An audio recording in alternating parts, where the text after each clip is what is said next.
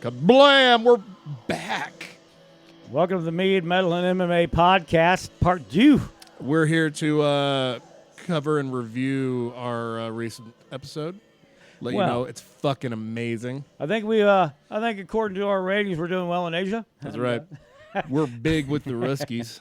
We're this is the podcast 23.5. Yeah, a little residual. Well, here's why we had revisit, because there were some things we were going to talk about. Our metal section went really long.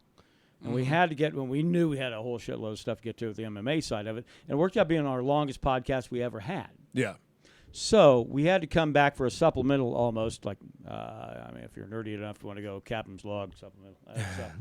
Let's not go there. Let's go with 123.5. And it is the second half of what we should have included, but we just didn't have time. Yeah.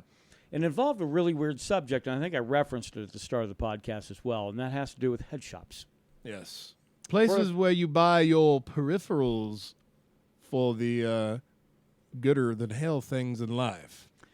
I was wanting to make sure that I allowed you to explain what Headshops were technically. Headshops are, they're the little places where they have tint on the window, probably bars as well. You enter. If you break your pipe, need a new vase with a cigarette holder. In? You can replace it there. Or if you'd like a really cheap oil burner, you can also pick that up. They're kind of a product of the early 70s that really kind of reigned supreme through the 80s, I think, before they kind of fell off into a very singular purpose. In the which, 90s. by the way, oil burner is a nice way of saying meth or crack pipe. No shit? Yeah. That sounds fucked up. All right, but anyway, if you ever see like the little stem deals with the bulb in the bottom with a little carb on the side, that ain't for burning fucking eucalyptus oil. Now I will say this: so the process that I had worked out being it was like mid '80s in El Paso, Texas, and I was able to go to these, and I found out bands you've never heard of, which the lead in, by the way, was Man of War. I'd never heard of those guys before in my life, and that's where I've heard about them. That's where I heard about them was actually at a head shop they had out a few blocks away from Fort Bliss in El Paso, Texas, in my influential teen years. And I found they had like a huge record rack in there. No bands I'd ever heard of, unless you're looking for like Black Sabbath or Led Zeppelin. That was it. Right. The rest of it, I mean, because I was a vinyl king. I'm going to look and find some shit. Well, yeah, they were like. Not an overwhelmingly huge section, but a lot of vinyl with a lot of bands no one has ever heard of. That seems to be the thing where either a head shop will start putting out music or a music shop will start selling bongs. That's what happened to Dragon's Lair. Lair in Clovis. Well, let's go ahead and talk about that because you had a very interesting experience because you basically worked at the last really well-known head shop in Clovis. Yeah, that place down that old shopping center on 18th called Smoking Dreams. Wonderful fucking name. A buddy of mine worked there. He was managing it and offered me a job out there. It's like, fuck yeah, I'll take it because I'd rather do that than pull fucking submersible pumps out of a 120-foot hole. Yeah. Well, the good old days. And that's the decision that would be hard to make, right? And if you work at a head shop, you get to see the side of your town that you don't normally see. Probably 90% of the day, people were coming in to buy oil burners. Oh, like crack pipes then. Yeah. And not just like 3 or 4 of them. Because, they were just $3 a piece. But I worked there at a time when... because this one wasn't a cool head shop that had music. We had porn. Copious amounts of cheap porn.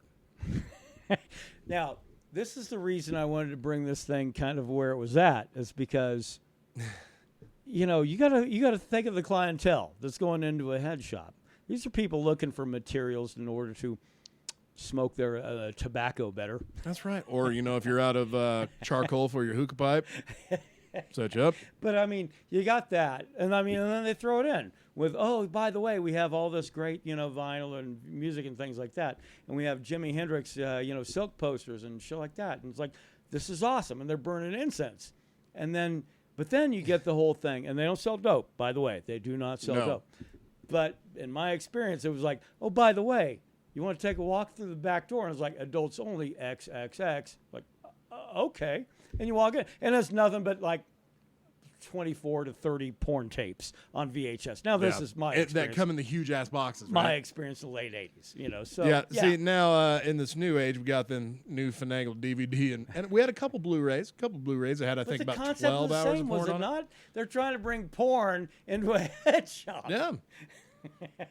And the great thing is when I had a guy come in, the shop was open until like 8 o'clock. Which is actually pretty early, but then again, we're in the third notch of the Bible Belt. Right. So. Got to close at a reasonable hour. Maybe not be open on Sundays. A guy comes in who I know is one of the butchers over at the grocery store across the street. Okay. And he immediately comes in, buys an oil burner for $3. Crack pipe, meth pipe, whatever crystally substance you want to rock. Well, around here, I guess it is meth, yeah. One of them little cheap metal $5 like keychain pipes, and a gram of the fake weed, the jargon I call it. Okay. And I was like, okay, this is fine. Which is great because all these vices totaled to about $10 for him. Well, now we'll point out too, by the way, is that once upon a time, not long ago, synthetic marijuana was legal. Yeah, and really fucking some shit up. And I was about to ring him up, and he's like, oh, I need one more thing. I'm like, okay, cool, what do you need? I thought it was going to be something out of the glass display we had at the front. Because, you know, I have keys to two things. Of course. That and the porn. And he just You're kind a of... two-key man. He just kind of nods behind his shoulder to the room where we keep all the really expensive bongs and the really cheap porn. Right. The two things that just don't go together. That's the head shop. And... I go back there and I have to unlock it and then be like, all right, which one you want, man? Cat spent about $6 on an 8-hour porn DVD. So his night of vices at my humble establishment ran him under $20. That's not a bad night, really. Yeah. I mean, you're basically poisoning your lungs and watching terrible porn when you can just get it for free on the internet, but this guy don't have an internet connection. Have you ever felt like wanting to be a homeless person in the greater Los Angeles area in the I guess 1980s? so. We got a kit for that. Oh shit! But you see, so we had to do this. This is the extra that you get off the podcast for those of you that love us and want to support us. This is what you get, and we may very well have some other ones moving forward in the future. We're thinking about some different things. You people support us, and that's great. And we appreciate the hell out of that. Absolutely. And we're not trying to bilk you, but we're probably thinking about adding some extra content in the future, and we might have to do that on kind of a membership thing. Yeah. But the podcast itself, by the way, the good news is always going to be. Oh, absolutely. Every Friday you're going to get to hear our dulcet tones. Our nonsense. That's That's what I right. like to call it. All right. Well, anyway, that's it for us this week. We'll be right back at it next week again, and hopefully bringing you some shit that you can use or laugh at or something in that way, shape, or form. And so that's it for this week. And Christ almighty, thanks for putting up with 2 podcasts. Yeah, because, really. You nearly had us for a solid hour this week. Isn't that great? Gosh. Man, we're working for $0 an hour. That reminds me of my first job. All right, no, we don't have time for that. Thanks for joining us this week. We definitely do appreciate you, the folks that are donating to our cause to bring metal to the masses and things of that nature. But we'll be right back at it again on a new Mead, Metal, and MMA podcast next week. That's right. And if you have anything you want us to talk about, just bring it to our attention. We'll be more than happy to dissect it and discuss it. Comment, let us know. Have a good night, friends.